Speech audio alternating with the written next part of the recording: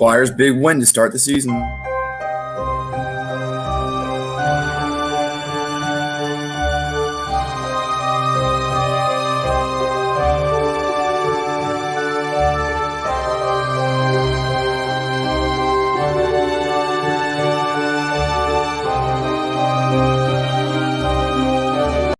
What is going on, everybody? Welcome to the More Than Philly Sports Talk Show. It is great to be here with all of you today. It is 9:42 here on the East Coast. It is the 14th of January here in 2021. As always, joined alongside my co-host Gavin Tony. We were on here not too long ago, just yesterday, breaking down some of the big news in the NBA, shaking up the entire league as James Harden traded to the Brooklyn Nets. We'll continue to cover that in just a minute. But first of all, Gavin, how are you doing today?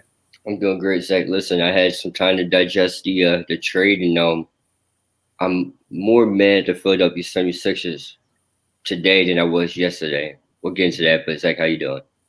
I'm doing good. Look, I mean, the Nets looked good last night, even without any of their all-stars, with the exception of Kevin Durant. 34, and then 26 on back-to-back nights, securing 2 wins in a row. They're now 7-6 and are continuing to climb the standings in the Eastern Conference. We'll get to that in just a minute, but of course, the Flyers, big win last night. We were covering them live in the first period here on the show yesterday. That game, I mean, 3 goals allowed was not pretty, I'd say, but the Penguins are no scrubs. That's a good team, but 6 goals, all right, including an assist, a goal from Farabee, a pretty good night for him. And then, of course, locking all windows and doors in the third period, being able to shut down the Penguins and just dominate the 7th-ranked team on the NHL power rankings going into the season last night. Flyers look pretty good. We cannot forget about them. They're looking really good right now. It's a 56-game season, so it's going to be a little shorter. But we're going to know in a few weeks from now how the conference is really shaping up and how the playoffs are potentially going to look, especially for the Flyers, who were the 1 seed last year. Remember that. Although it was a round robin and we might think it was a fluke, they were more the 3-4 seed going into that. They were still the 1 seed going into the playoffs last year. So a lot that I like from Philly last night, and I hope to continue to watch them as their momentum continues to grow. It's like they were the 1 seed last year. We had a lot of people on thinking that this 1 seed was a fluke because of round robin. But Zach, in my opinion, it wasn't a fluke. Zach, you just don't fall into place. You don't fall into first place just like that. Zach, you obviously had to work for it. You win your first playoff series and you come in and you lose your next one. Zach, last night was a good start. I hope they can keep it up. Hopefully they can be in first place without the fluke win that Flyers fans will say. Zach, Carter Hart looked amazing last night. I know it was 3 goals, but Zach, sometimes 3 goals is hard to come by, and they only gave up 3, and they were able to score 3 more than the next team. So, Zach, I'm happy. The Penguins are no slouch. You get a win over Sidney Crosby, even though he scored, and not a big Sidney Crosby fan. But, Zach, it was a great start. I'm happy about that. Look, you beat Montreal pretty handily in the first round. I know they let a game or 2 go late in the series, but that was a pretty easy series for them to take care of. And then you go up against New York. We know how that all worked out. It wasn't necessarily the defense that was the issue. It was the offense. And so last night when we see the defense slipping a little bit, just a couple good plays by Pittsburgh, the offense was right there to back them up. You have a few more veterans this year, a couple other guys returning. Oscar Lindblom, of course, anticipating getting a full season under his belt so that he can play in the playoffs this year. Props to him, of course, beating his cancer diagnosis. And it's been a hell of a story for you if you're watching the Flyers or anyone involved in that Flyers organization. So props to him for staying strong through it all. And that's been one of the things that's been igniting this team last year. And now this year you get to have the talent of Oscar back on the ice. And I hope that can continue. I hope that can maintain. And I hope that the whole team, Claude Giroux, the veteran, you got Nolan Patrick, of course, like I mentioned, Farabee, who had a really good night last night. And then the 22-year-old Carter Hart. Just keep doing you, man. Just keep playing as good as you can. You're the centerpiece of this team. You're the momentum swinger. And then, of course, Alain Vigneault, who should have been coach of the year last year, helping to build this team, keep them strong and consistent. I expect Eastern Conference Finals this year at worst. Of course, Tampa is a powerhouse. They took care of Chicago easily. I think it was 6-0 last night. Look, Tampa's just that good of a team. It might just be one of those situations where even with the Sixers, looking at the Nets now, you just have a team that's a little more talented than you, who might run the table against you. But go to the Eastern Conference Finals this year, make some more noise as you continue to grow and develop. The championship window is just opening up for Philly. Zach, my motto is when you see a powerhouse team like that, it takes any given night. It's just like baseball. The bats could be cold, and that one guy could be having the best stuff ever. Same thing in football. You saw it. Drew Brees, if he has an off day, and you don't know. Zach, in a 7-game series, in hockey, and anyone that's a hockey expert can correct me if I'm wrong, because I'm all for it. You have to win 4 games, Zach. To win 4 games and on the ice, where anything can go wrong at any moment in time. I look at Champa and I said, well, wait a minute, we got guns just like you got guns. All right, yours might be way better than ours, but ours get the job done. So Zach, I don't know. I had to see a matchup first and see how it actually goes between the two. No doubt they beat him in the round robin last year. Maybe it could be one of those situations where you have that team's number. Like I've said before, with the Sixers, with the Phillies, with the Eagles, time will tell, and it always does. That's the beauty of sports. Our opinions and thoughts are either proven right or proven wrong. There's no in between, honestly. And that kind of brings us to one of my points I'd said before the NBA season started, and we'll shift gears over there. And we touched on this yesterday. Of course, now we have some time to go into a greater detail with it. But I was worried before about the Nets. I was worried about their chemistry on the court. I was worried about both Kevin Durant and Kyrie Irving. I was wrong about Kevin Durant. I think Durant really is looking like a team player right now. You saw last night he fell down off all the entire Nets organization came in and picked him up. I'm not sure if you had a chance to see that, Gavin, but he looks like he's having a lot of fun out there, despite the fact that his counterpart and teammate is arguably causing issues and drama, and Durant is handling it like a boss. And he was in Seattle, of course, drafted by them. They draft Russell Westbrook while still in Seattle. They moved to OKC that year. They go off to the NBA Finals. They lose to the Miami Heat. And then, of course, we all know what happens the next year. They go 3-1 to Golden State, go back. He goes to Golden State, and then he's able to win Finals MVP 2 years in a row. As much heat and criticism as Durant will ever get for doing that move, I have to say this. To steal the thunder from Steph Curry, to take – and Gavin, I know I don't think Steph Curry really cares because it rings a ring. But think about it. That's Steph Curry's team. And for Durant to come in there and steal the thunder, ironically, Thunder, that's the team he came from, but to take that and win Finals MVP back-to-back years, it just shows you his dominance. When he went down, they couldn't beat the Raptors. Granted, the Raptors were a great team and a great coach team that year. But Durant's now in Brooklyn.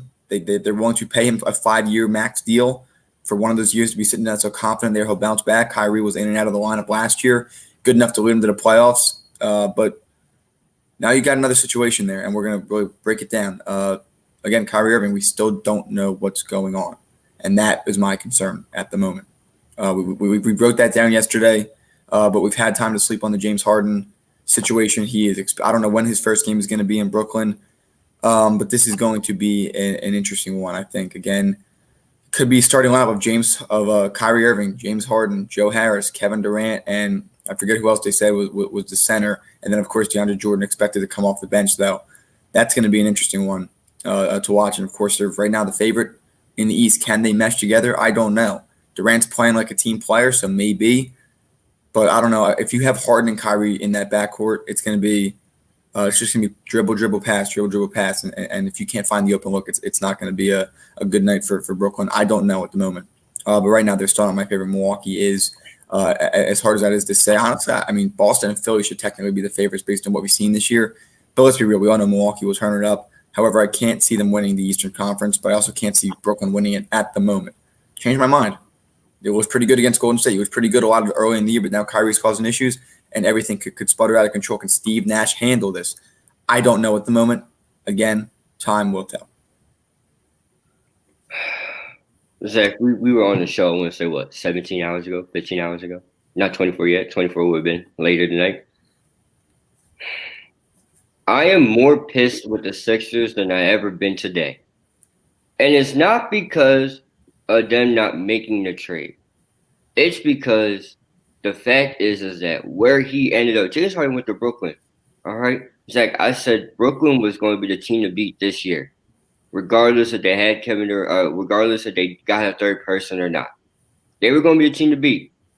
All right? They looked like it game one, then they spiral out of control. They're 6th in the East, but now they're going to obviously trend up. Then you look at Boston. Then there was the Sixers. Zach, the Sixers were better than the Boston Celtics, and I still believe they are. But here's the deal. Yesterday, you should have made that trade. All right? Forget what I just said 3 minutes ago. You should have made that trade. Ben Simmons is not getting the job done right now. Now, in the long term, Zach, I get it. All right? Ben Simmons is a younger player that's going to improve. But what I saw from Miami, was just I couldn't take it no more. I can't defend Ben Simmons. Zach, I said yesterday, I've gotten into heated discussions with people about Ben Simmons and James Harden, and I was 50% torn. Zach, I was one that voted 50% torn today in the class. I didn't know what I wanted, but I do know this. If you're not going to get a third, if you didn't get James Harden, fine. Tobias Harris, that's cool. Tyrese Maxey is going to be a star. Ben Simmons is good. Joel Embiid is great. Number 1 in MVP rankings right now. But you're going to need somebody else. Danny Green just isn't it. Seth Curry, I'm not going to question Seth Curry. Maybe you can get a small forward, a nice role-playing small forward to get the job done that plays better defense than Danny Green, but and also has better offense production. Danny Green, you're hot and cold. All right, you need to watch your mouth. Your comments at a time like this, you shouldn't be saying those words. But Zach, yesterday's a day where I gave up on Ben Simmons. I gave up. We talk about Joel Embiid's productivity. Joel Embiid's in win now mode. I've never seen Joel Embiid play to this high of a level in a little while. Looks healthy, looks good. Zach, he might not be doing back-to-backs, but he looks good. For a guy his height, doing this thing. But the fact of the matter is, now that we know that the Sixers aren't going to the finals this year, miraculously, unless somebody gets hurt in Brooklyn, which I don't want to see that because I want to see Brooklyn. Or it's like that. I think the NBA wants to see it now. But the fact of the matter is this. The Sixers lost yesterday. Now, and they lost and they won. They won, obviously you didn't give away your whole future and all this, but you lost in the short term.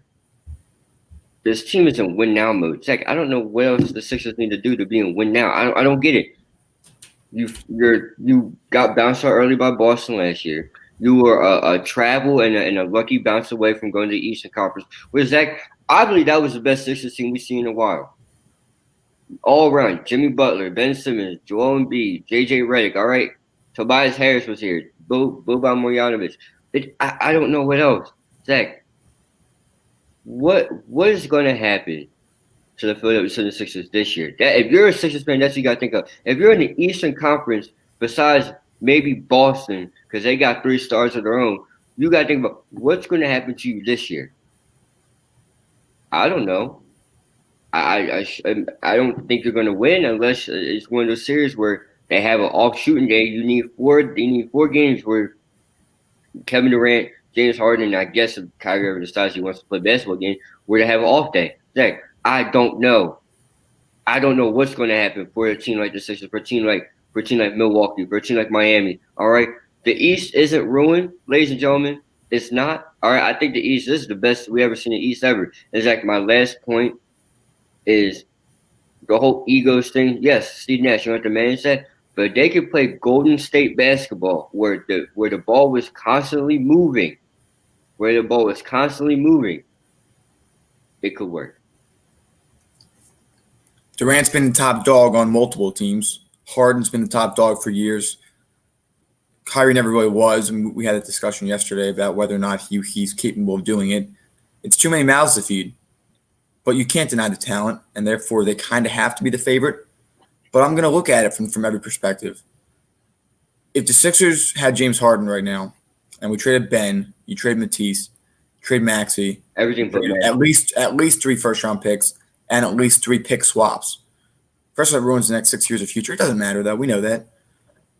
Matisse Thybulle, yeah, it's a tough loss. Ben Simmons, yeah, but you're also getting a top 5 player in return. Maxey would have been a hard. Maxey would have definitely been a gut punch. But listen, you bring him here, you keep him out of Brooklyn, it makes you apparently the favorite to win the entire conference. But if you had that and you go up against the Nets, who's defending Kevin Durant? Who's going to neutralize him? When Ben Simmons the other night went out against Miami, you're up 12 or 13. You were down all of a sudden. It took Joel going in to take over, but he can't handle that load every night. It's very, and I was explaining this yesterday to a few of my friends. It's a very subjective statement, but Ben Simmons is the glue to the Sixers team. There is something you can't look at this like. All right, he's going to record 13 points a night, grab 9 boards, and dish out 8 assists, maybe a block and a steal. But if there was a stat for secondary assists, which means a pass to set up another great play, I'm sure he's right up there as well. He assisted the most 3-pointers last year. People are forgetting very quickly how good this Sixers team already is. When Seth Curry, Danny Green, Tobias Harris, everybody is healthy and on the court. But then again, are they going to be able to hang around with Brooklyn? No one knows. They still need another piece to be a championship team. No one's denying that. You package Danny Green and something else. I would trade Danny Green, Tyrese Maxey, and a few picks in order to get Bradley Beal. I think that's an easy one for me. I don't know. You can sit back and let your team develop while Embiid's prime years wear out, or you can step up and win now. But Ben and Joel will work together. The glue of the team is Ben Simmons. When Joel Embiid went out, Gavin, a few years ago, what happened? Those last 17 games of the season. They won 16 straight. They won 16 straight. When Ben Simmons was out last year, what happened? They lost almost. Grab the broomsticks. You got swept by Boston. If you want 30 points from your point guard a night, you're not going to get it in Ben Simmons. If you want him to start being more aggressive, I see it, and you see it every few nights. If you want someone who's going to drive to the basket instead of kicking out sometimes, you're not going to get it. But if you want the glue, if you want the Stephon Gilmore of the NBA, that's who you have. Again, you say it all the time, great defenders aren't noticed until they're doing a bad job, right? Like, you don't think about it. No one thinks about Stephon Gilmore until Devontae Parker started burning him on routes last year. No one talked about him. He won Defensive Player of the Year because, of course, you got to notice it at some point. It's something that would I rather have James Harden here right now? I would not be opposed to it. I gave the thumbs up yesterday. I was all for it to keep him out of Brooklyn, but also because him and Embiid would work well together. But at the same time, you have to realize the system this team built in the offseason and how good they've been when fully healthy. Probably the only team in the NBA with an undefeated record when every single starter plays. That's fair. 7-0 right now when all the starters play. That's fair, but here's my counter argument to that. On a day like yesterday, where we just saw Ben Simmons in Miami, didn't look great. Zach, we talked about and we talked about offense. We know what Ben Simmons can bring to the table when he's aggressive. Zach, he has not looked aggressive. Ben Simmons always gets up to a slow start. I get it, but Zach, when we needed you to kick into gear, when we needed you to be there, you wasn't. Offensively, defensively, I'm never going to question Ben Simmons defensively. Zach, most underrated defensive player in the league, doesn't get the respect he deserves. All right, we know that from here. But when it comes to offense, wasn't here. He wasn't here. Zach, if Ben Simmons were to start giving me 20 points, let's say screw the triple doubles, just give me 20 and 10. 20 and 10 in any way, and you take the load off and you take the pressure off Joel Embiid, and Tobias Harris gives you 17 or 15 or 17, excuse me, and let's say Seth Curry comes back from the virus list and gives you 15 with the occasional 20 plus a night, you'll be fine. I'll be looking at Brooklyn and say, well, we got firepower too. Yeah, he's got to be aggressive. Ben has to get to the hoop as much as he can. And I think that's going to be the biggest factor. And that's going to be the biggest thing. He needs to be more aggressive. He stayed, and apparently reports came out that he was very relieved because he likes his current roster. Someone's got to sit him down and say, I'm not going to tell you to chuck up threes, but you are the only player in the NBA besides maybe Kevin Durant and LeBron James that can get to the cup whenever you want. Do it. Ben Simmons is an elite company right now. They get the R2 square, Zach. That's a PS5 for reference right there. He is the R2 square. Why do I say that? If you put your head down, he can get in the hole, like you said, whenever you please. Like LeBron and 2K, honestly, dude. He can get to the cup whenever. Him and Giannis can do the same thing. Ben Simmons as well. Zach, that's an elite company. Giannis could do it. He won MVP. LeBron could do it. People say he got robbed of MVP. Zach, he didn't deserve the last 3 years. That's just my opinion. We can argue about that another day. But Zach, you are in an elite company that could do that. You also have underrated shooters around you. Seth Curry. You got Danny Green that goes don't get me started. Danny Green, Zach, I don't want him here. I think Danny Green, he needs to move before the deadline. But no, I agree with you on that. If Ben Simmons can be more aggressive, then this team can work because the defense is unstoppable. 98 points per 100 possessions. I mean, that's incredible. That's like a 48% field goal percentage. I can't wait to see Ben defend Kevin Durant. I wish that game that he was in, but unfortunately we know how that all rolled out. But before we wrap up, Gavin, I mean, look, Ben Simmons, it's a message to you of confidence from the same guy who made James Harden relevant in this world. The analytics play when he brought him to Houston, he was a 6th man of the year in OKC. They bring him to Houston, and he became that good He came to beard, sir. He came to the beard. beard. And that same person, that same front office member, that same general manager decided to stick with you, Ben Simmons. Prove it. Prove us right for keeping you. That's all I can say today. Zach, I got a little funny. I just thought of this just now. I got two funny things that kind of almost resembles to me. Zach, the day that James Harden went to Brooklyn, which is yesterday, the day I cut my beard off. Zach, I tried. All right, I thought me growing a beard out was going to influence James Harden here, but Zach, I got the Ben Simmons fade almost. All right, I'm rolling with Ben. Ben, we're with you. All right, but you have to want it. You have to be wanted offensively. You have to be aggressive. Zach, I'm not asking him to 20 a night. 20 a night. I'm not asking him to come out here and pull like Steph Curry. I'm sure, Zach. I mean, if he start doing that, then wait a minute. We have some problems, all right. We have some problems. Like, if he makes them too, we're going to have some serious problems. All right, we're going to talk about it. But I'm asking you to just score, Zach. I've seen him run into the paint. Arguably could go up on anybody, and what does he do? He kicks out. He kicks out. But there's one thing I want to bring up, Zach, before we hop off this is, did you see Brooklyn's starting lineup? They don't have a dominant center. Joel Embiid could easily eat them in the post. Easily. You know, I agree. He tends to have DeAndre Jordan's number as well. It's going to be fun. We're going to keep up to date with it. I mean, Jared Allen. The Nets are scary. The Nets are a scary team on paper. If Kyrie decides to come back, they play tonight again against Miami. I'm not sure if Butler is going to play. But, Ben, prove us right for sticking with you. Coaching adjustments may need to be made to get him more aggressive inside. Joel Embiid, what we're watching is determination, but it's also an analytics play, getting the ball in his hands more. The person with the highest points per possession, points per post up, it's Embiid. And he's also got a pretty dang good jump shot right now. With that being said, everybody, thank you so much for joining us today. We're going to try to get some normal hours tomorrow. I know it's been a little hectic, but appreciate you all for sticking with us. Gavin, same to you. Appreciate you sticking around my schedule. Thank you again, everybody, and enjoy the rest of your day. Have a good one, everybody. If you enjoyed today's video, make sure to like, comment, and subscribe if you haven't. In addition, hit that bell icon and set it to all to get reminded of when we go live and when we post excerpts of our videos.